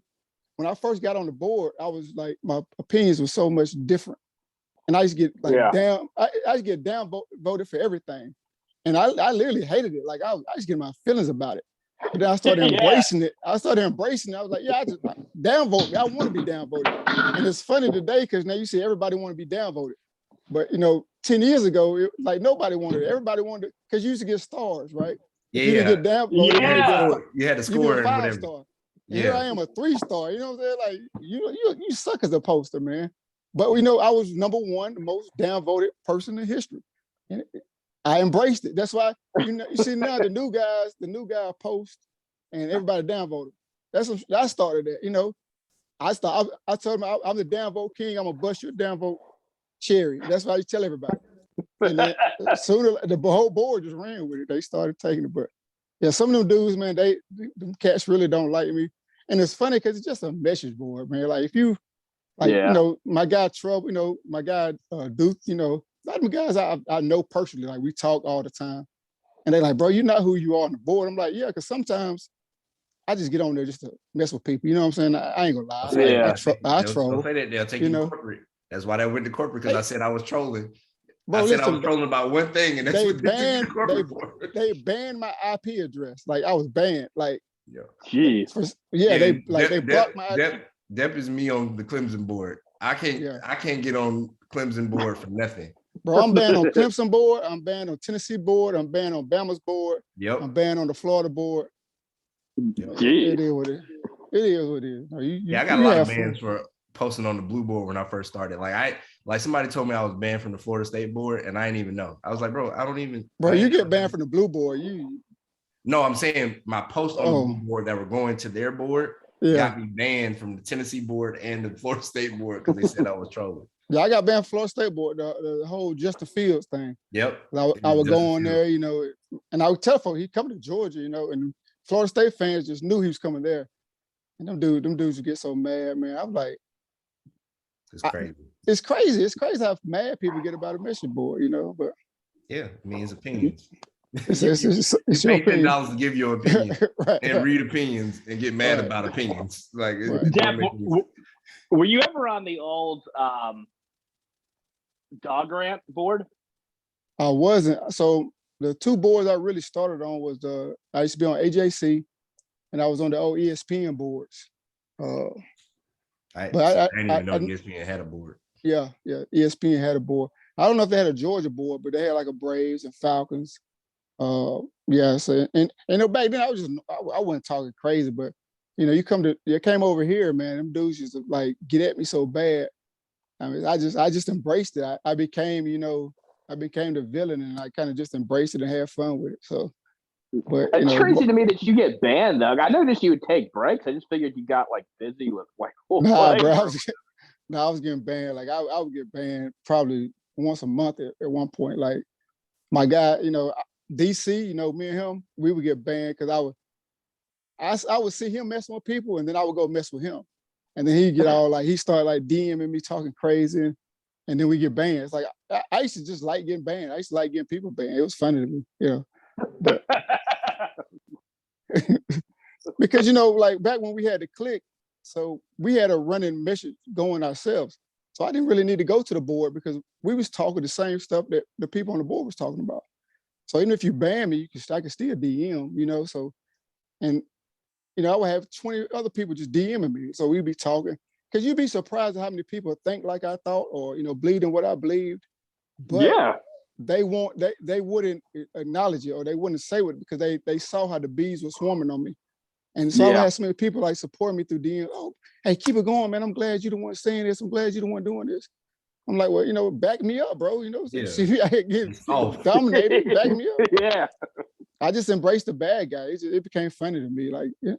But it's like I said, everybody who's met me outside the board, they pretty much, like, bro, you're not the same dude there, And it's always funny meeting people from the board, because like every time I'm out now, like I was at the Orange Bowl, I met DMV Dawg, and a bunch of guys always walk up like, Hube, because I post where I'm sitting at or whatever. And I'm like, this is the little dude that was talking all that mess on the board. Like, bro, I would eat you alive. Like, because like, by the way, that is always kind of funny to me when people talk crap. I'm like, you guys have big Hube. like even our boy what is this? Ain't no discount now. Dante ain't a little dude. He's short, but he's stocky, bro. He's like 230. Like, Yeah, Like, he like bro, Rennie Curry out there, man. yeah, like it's like, man, please don't take this stuff too serious. Like Dep, what you like 6'2", 6'3", I'm 6'1", 230. I'm like, bro, y'all don't really want no smoke off the board. Like, Right. just But you know chill what? out. I've actually extended an invitation, you know. At my job, we got a mat, y'all come tumble, you know. I do this. I worked in a jail for 10 years, bro. Yeah. Whatever, there's nothing you can say or do that, you know, I haven't seen. And we'll do it in a fun climate, you know, everybody's safe. You Yeah. put the red man suit on and we can have some fun. But no, it should never come to that for real, you Yeah. know. It's just talk, man. And like I said, we all root for the same team, for the same cause. But you got different opinions on, you know, Yeah. on how And we it's gonna always get there. funny because people were like, Hugh, do you ever work? Like I had somebody DM me, ask me about me working. I'm like, bro, I work in tech sales. Like I make my own schedule for real. Bro, Like, I literally had a dude, and it was funny because I don't know if y'all, his name's like Michigan Dawg or something. mhm. And he wrote my sheriff a letter and like telling like all this stuff about me. And so like I went on and I got like a piece of notebook paper and a crayon. And I'm like, I like wrote this crazy letter, like, please fire Deputy Dawg. He's mean to me. And I like posted it on the board. And he got like everybody was like just laughing and joking. But he got like he started inboxing me like that man wanted to kill me that day, man. But it's just fun. You know? It's funny. It's all But funny. I'm naturally a troll. Like my parents are trolls. Like I like getting like, to me, messing with somebody mentally is more fun than beating them up. So like if you give me a reaction, I enjoy actually picking at people. I'm like, bro, you know how many people say things to me that I don't care? Like, I'm like, there are so many people on the board that think like, oh, I'm picking at them. I really just be reading stuff. There's people I've gotten into it with Dep, and me and Dep cool. Like if I don't share your opinion, I'm gonna tell you I don't share that opinion. Right, like, right. It ain't nothing personal. I'm like, I'm not And here's trying the thing. Yeah. This is one of the things with me, right? I've been on the board for so long that I don't even know half the usernames. Like I know a handful of people but some of these folks be like, yeah, a year ago you said this. Bro, I don't remember you. Like, I'm sorry, I'm not trying to be funny, but I don't know who you are, you know? Yeah, there's no face in your name. It's not that like, serious, right? You know what I'm saying? And so I would tell people like, you see my kids, you know how I work. I'm not hiding nothing. I'm not pretending to be somebody I'm not. I'm not gonna get on there and tell you I'm this multi-millionaire dude. You know, I am who I am. Embrace who you are, enjoy it, you know, and have fun on the board. Right. I love it. I mean, like I said, I've been on this thing for over 10 years. It's an addiction, bro. You know, it's an addiction. Right. You It's get funny banned, to man. me because it's like, bro, if I was concerned about what people thought of me on the board, my name wouldn't be nowhere near the name like that it is. I wouldn't have my face on there. I'm like, bro, it's very easy to Google Hubert and figure out who I am. Like, so like, I'm not concerned about anybody finding out who I am because I haven't said anything crazy. We will meet with people, you know what I'm saying? Right. You know, I went to the national championship game with Trouble and Dog Mac, you know, so bro, let's go enjoy the football game, you know, afterwards we're talking, you know, but we're Georgia fans, it's bro. clear. It's always clear who's never had like teammates that rib them or like they're not used to people talking trash to them because not to make this a black or white thing, but growing up in my family and growing up in my neighborhood and growing up where I played ball, people just talk crap. And I ain't gonna touch that subject. I'll leave it alone. Yeah, but we just that's just the culture I grew up in. We just talk, and because it ain't that serious. Because if it was that serious, we wouldn't be talking. You know what I'm saying? So right. Yeah. But yeah, it's all fun. I hope everybody that watch this know that like at the end of the day, I'm a good guy. I get the shirt off my back. I just like talking smack about my dogs, man. Well, I just don't think it's healthy for any group of people to be that hypersensitive. And it just seems like 80% of the board is. I'm like, you got to be kidding me. I mean, you got a lot of nerds on that board, man, for being honest. Right. I mean, you got a lot of people that don't have no friends on that board, man. But what you have is you have a lot of people, and in their circle, they all share the same thoughts and ideas. And when you get outside of it, it's like, oh, you don't agree with me. No, but that's fine. That's the beauty of it all. You know, so that's the beauty. Why be on a message board? We still cheer for the same team. We still want that same team to win. And why be on a message board if we're all going to say the same thing? there's no need for me to read what you writing if you write the same thing I would have wrote, you know. So embrace it, have fun, and be open-minded about it. It's several times somebody has told me something. I said, you know what, bro, you're right. When I look at it in your eyes, you're right. You know, so you got to be open-minded. You know, you got to be able to think outside the box, understand everybody's not like you, and respect that. You know, you may not change, but respect what they're telling you because they're telling you from their perspective. You know, they're telling you from their eyes. They're not. I'm not asking you to see the world. You know, and then I'm just telling you how I see it. You know, and if you get mad at it, then we all got. You know, we've all have experiences in life that have taught us to be one way or the other. You know, so it's all fun and game. You know, I know, like I said, most guys that meet me, they're like, okay, yeah, you pretty cool. And I don't troll as much as people think I do. Now, if we get going and you just won't stop, then I'm probably I'm gonna just go and throw the hook out there and reel you in. But honestly, I don't troll as much as people really think I do. I just, when you get on my nerves, then I'm gonna start playing with you then. But for the most part, if you want to have a serious conversation, I'm always open for a serious conversation. Yeah, I mean, I wanted to be a lawyer at one point, so I love debating. It ain't really, and I'm open to everybody's opinion unless it's just completely idiotic. But a lot of times I'm just saying stuff because that's literally how I feel. I'm not saying it to get a rise out of anybody. I don't care if you agree. Like I say that, and I even say that in my personal life. I'm like, my opinion is my opinion. I don't care if you share the opinion. It's mine. You don't have to agree. And I'm not trying to convince you to have my opinion. Like, that's true. That's a great idea for an episode though. We definitely need to, you know, we got to come back for the post national championship reaction, but then we need to do one on a day in the life of 247 posters. Oh yeah. This would be hilarious. You got to get Rollo on here. See how that works. Oh man. Rollo or what's the other one? Maine or Fedora? What you gotta get some different personalities on here, because I would love to see who these guys are, like put a face to a name. But yeah, get a list. We'll see if they'll come on. I don't know. You gotta hit them up, bro, on the board. Probably won't. See if they'll hop on, because I talk to some people off the board, and I think a lot of people get a bad rap, and I think some people really ain't who they portray on the board. So no, a lot of people don't. Yeah. Do you think Guna is just trolling? No, bro. I think Guna is literally drunk every time he get on the board. Honestly, I think he's taking what's them things, them Quaaludes from back in the 80s. I honestly think he. Well, this is my thing with Guna, right? And you know, I'm a Navy guy, retired from the Navy. Was Guna in the Navy? Yeah, he was a diver. And those special warfare dudes are just different. They like that. They're very cocky. You know, they're very, you know, that's who they are. So when he tells me that, like, you know, I'm like, okay, that's just who that dude is, man. Like he believes he's the ish, and he's gonna tell you. You know what I'm saying? And I respect it for it, you know. So yeah, Guna is definitely he's not. I don't think he's a troll. And me and him talk, you know, through DMs. He tells me stuff all the time. So I don't think he's a front or he's putting on. He just.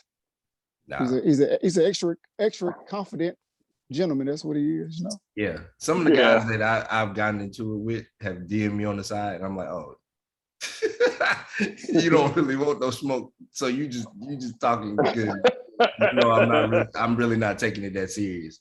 But yeah, I think a lot of the loudmouths, as I call them on the board, really aren't those guys in their real life, right? I think there's some guys that is who they are innately.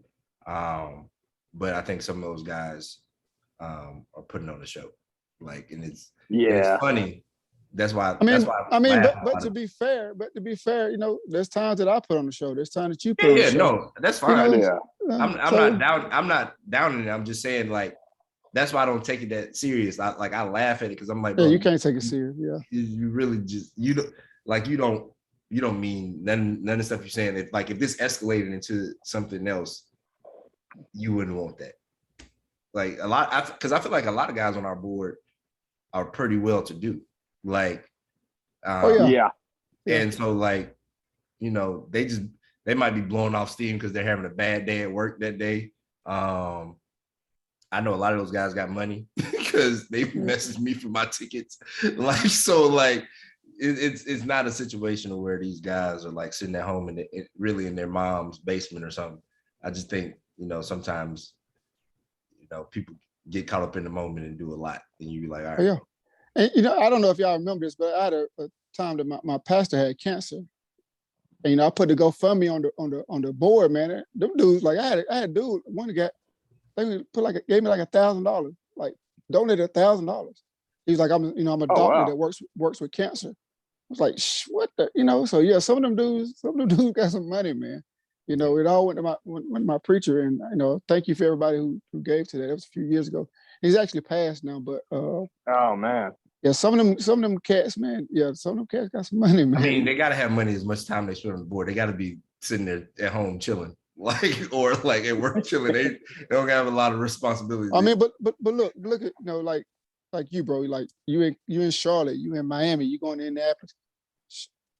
You know, and they look at people like, oh, you struggling. No, bro, I just, you know, these folks got money, man. So, you know, you can be a young man and have money. And a lot of these guys, some of these guys are boosters. My man Lake, I'm telling y'all now, there's a lot of fake insiders. If when Lake say something, listen. That dude, man, he'll inbox me every once in a while and put a little nugget out there. And every time he's been spot on. Like before Stetson was coming back, he was like, yo, Stetson's coming back. I'm like, please God, don't bring that man back. What y'all doing? But he knew about it like 2 days before, you know, it didn't even hit. Like, yeah, George is off this kid. I'm like, it's funny because I'm like, I hope he's coming back as a walk-on. That's exactly what I said. And now this dude's taking us to the championship. Yeah, that's crazy. Yeah, definitely a big Stetson fan. Big JT. I'm not a Stetson fan. See, a lot of people don't remember when we had Grayson Lambert. I was supporting that dude because everybody else was against him, and that's just who I am. You know, when everybody else is against somebody, I'm the guy that's going to step up and you know, and take care of them. So that's all I do. I'm just the yin to everybody's yang.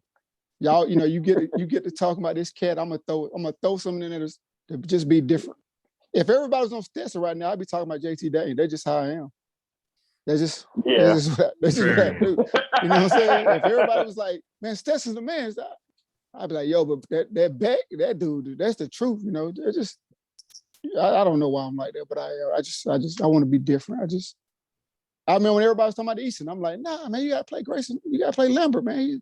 He's a senior, he's this, he's that. And them dudes just get so mad, man. I remember the most downvotes I ever got was I actually posted something that I think Easton might be a bust because I remember looking at his high school tape and like he was just playing midgets, and I'm like, I don't know, man. I made a post, and I don't know if y'all, some of y'all might have been aboard, but it was. When was the last time the #1 pro style quarterback won a national championship? And them dudes arguing with me for I remember that. Them dudes arguing with me for like 2 weeks about Jameis Winston, and I'm like, bro, he's not a pro style. He's a dual threat. He's running the ball. You know, he's a threat. And so I never was a fan of Easton. I never thought he was going to, because when you look at his highlights, every play was a bomb. He's just chucking the ball deep. Somebody's catching. So I'm like, you're not making the tough throws. You're not making the short intermittent throws. You're not making, you know, slants and outs. You're just throwing fly routes. It's funny that you call Jameis a dual threat, bro. He ran a 4.9. But see, this is where everybody, that doesn't mean nothing, you know. No, I get what you're saying, but Jameis is like the most uncoordinated runner I've ever seen in my life. But is he a threat? See, a lot of people say this guy's a dual threat. No, he's not. He's a single threat. He just can run. Nick Marshall can't throw the damn football. He's not really a threat with his arm. He's a running quarterback. He's not a dual threat. Jameis Winston on the flip side, he can run. He can pick up a first down. He can get a touchdown for you, you know. You can't lick a 40 time. You can't lick a 40 time. Are you smart enough to know when to use your legs? Are you a threat with it? Do I have the game plan around that? Yeah, you had to. We need 13 to be smart and get about 50, 60 yards on Monday. Just don't get hurt because we don't need JT Danes coming to the game. Here you go. Here you go. I don't think he'd play, would he? Yeah, he played. Bro, they're not gonna put Beck Brock Vinegar in. Like, I mean, like, I don't know. I think Kirby hates JT. no, I don't think he hate him. I mean, bro, I don't want to get into it. Hopefully the book get written and we figure out exactly what's going on. But you know, everybody got equal blame in why JT not playing, in my opinion. I ain't got no blame in it, so don't say everybody. I'm talking about everybody. That's right. Everybody that makes a decision on whether or not JT plays has equal blame in this. And so at the end of the day, he's on the team. He ain't quit on the team. And if Stetson go down, I guarantee you JT gonna put that helmet on and go out there. And you know, we'll get to see what he can do against an elite team, since he ain't never did nothing versus an elite team, according to a lot of people. Yeah. Do you think JT comes back next year? I mean, I heard some things. We'll see. I think we'll know who coming back real quick. By Wednesday at 12 o'clock, we'll know who transferring, who not transferring. Because I think they set a new rule, like you have to transfer before the spring to be eligible next year, unless you're a grad transfer. So we'll know fairly soon, because the draft deadline is what, the 17th to declare. So people ain't gonna he definitely ain't declaring for that. No, I'm not even talking about that, but like He might.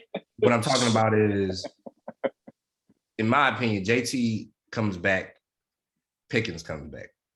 Burton definitely doesn't transfer. If JT leaves, I got a lot of questions about who leaves. I got a lot of questions about who leaving and why they leave. You know what I'm saying? You think Burton would transfer? I don't know if Burton will transfer, but I definitely think there's going to be some attrition, negative attrition in our receiving course, either from tight end and the receiver. I don't know who. I ain't gonna, guess who and put that out there. But, just reading tea leaves, understanding, like, if we win a national championship, what else you got to get? What else you got to prove? You trying to get to the league at that point. And if Stetson Bennett's your quarterback next year, God bless him if he won a national championship. I don't know that I'm putting my draft stock in Stetson's hands next year. You know what I'm saying? Or a first time starter. So, well, let me ask you this question, real question. If Stetson came back, I'm kind of hoping that Brock could take over. But if he came back in a whole another year, another spring, and you actually let the kid play the whole game, his numbers would be crazy right now. I mean, he would have crazy numbers. They set the dude. Yeah. I mean, we don't know that. We really don't know that, because we don't know how many second halves, what those teams look like. Like, if we're being totally honest about who we've played this year, we haven't really played any good defenses.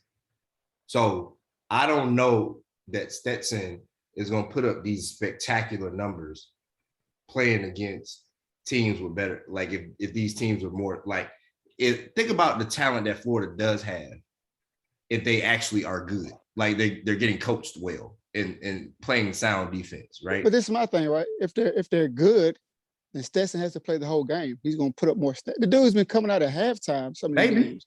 He might get hurt. He might throw more picks. Anything can happen. Right. What I'm saying is that I don't know that if I'm a receiver, I'm taking that chance. If I'm a receiver and we just won the national championship, I'm going to go play somewhere where they're going to throw me the ball, and I know the quarterback can get me the ball. But see, and this is my opinion, that's more of we play too many receivers, then Stetson can't get you the ball, because he didn't put up 300 the last two games. I mean, he's putting up numbers. But he put up 300 to the tight end and running back, 112 to Cook, 50-something to Bowers, 57 to Burton, and the rest to whoever. You know what I'm saying? Like I said, going back. We don't. It's not that we don't throw the ball. Is that we don't give the receivers the targets, right? It's not so much that we are not throwing the ball. Like, I put a stat up or something the other day. Over the last 4 games, Stetson has averaged like 31 passes a game, right? It's not that we're not throwing the ball. It's how we're throwing the ball. And I'm purely talking about if I'm a receiver that is in his 3rd year or 4th year of eligibility, I'm going to a place where I know a quarterback is going to get me the ball and the offense is going to throw me the ball. I got a national championship. I ain't got nothing else to prove at that point, but that I'm an elite receiver, that when I get opportunities, I make plays. And I want to get drafted as high as possible. Nobody's coming to Georgia to get drafted in the second or third round. They want to get drafted in the first round. And if you're not going to throw me the ball, I'm going to go where they're going to throw me the ball. Like D-Rob might actually get drafted. Before he left this year, I don't even think he would have got drafted. I think he might get actually drafted this year because he caught enough passes. So I'm going to go where I'm going to get the ball. That's not saying much, though. I mean, hey, a 6th round pick better than an undrafted pick. You know what I'm saying? So that's guaranteed money in my pocket. So that's how I look at it. How many receivers have Georgia had drafted up under Kirby? 4. So you can be a receiver and get drafted up under Kirby. Yeah, but that's not. Also, and what is the average draft position? McColl's 2nd, Redley's 4th, and 2 7th round picks. But you just said a 6th pick is better than a no pick. Yeah. He would have been no pick. What Tommy Bush getting drafted at? Tommy Bush is injury prone. Tommy Bush might be Mr. Glass. So that ain't got nothing to do with where's Landers getting drafted? He got told to skedaddle. What Landers getting drafted at? We don't know because Landers went off at Toledo, so we don't know that. We don't know. But what I'm saying is like, look, at the end of the day, if I'm a high level talent, I can go play somewhere else and put up numbers. This is what I think. This is what I think personally.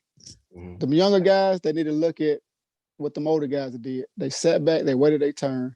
Who sat back? On defense, the defensive guys. Man, that ain't how that worked. But that's the way it should work. If you're smart. Yeah, I mean, in the ideal world, transfer portal don't exist. But let me ask you this, NIL don't exist. In the real world, most kids that transfer don't never become what they think they're gonna be. Most kids. Some of them do. Mm-hmm. But what's the kid name? Manic or whatever, the DN that went to Louisiana? You never heard of him again. You know, he actually balled at Louisiana. I didn't hear nothing about him. I ain't heard nothing about him. He had like last time I checked, I stopped paying attention to Kip's articles about it. But I think he had like 5 or 6 sacks in the middle of the season. So not everybody. He probably still got 5 or 6 sacks. Huh? You know, he could be having 5 or 6 sacks on the national championship team. He wasn't gonna play here, bro. They tell you then. If you ain't gonna play here, then go on. But that don't always mean that. D-Rod wasn't playing and he balled out at Auburn. And we don't need him. Yeah, I mean, I'm not saying that we need the guys. I'm just saying that we're gonna lose some guys. And some of it has to do with like, let's just talk about Marcus Rosemary-Jackson, right? He is a sophomore. AD's a freshman. AD don't took that man's spot. I'm gonna stay here and hope he leave early, or I'm gonna go play at Miami or Florida or UCF. And that's fine. That's fine. Yeah. Go ahead, you did it, man. I gotta go. Man, me too. All right. Sorry, we went over an hour, Trey. Are you good, man? Yeah, it's all good. Yeah, we're good. Well, we'll get Sean edited or cut it out. That'll be good. All right. So thanks for, if you're still hanging around, like and subscribe. Herschel Talkers, go Dogs, and hopefully we bring in Natty. All right, man. Go Dogs. Go Dogs. Go Dogs. Go Dogs.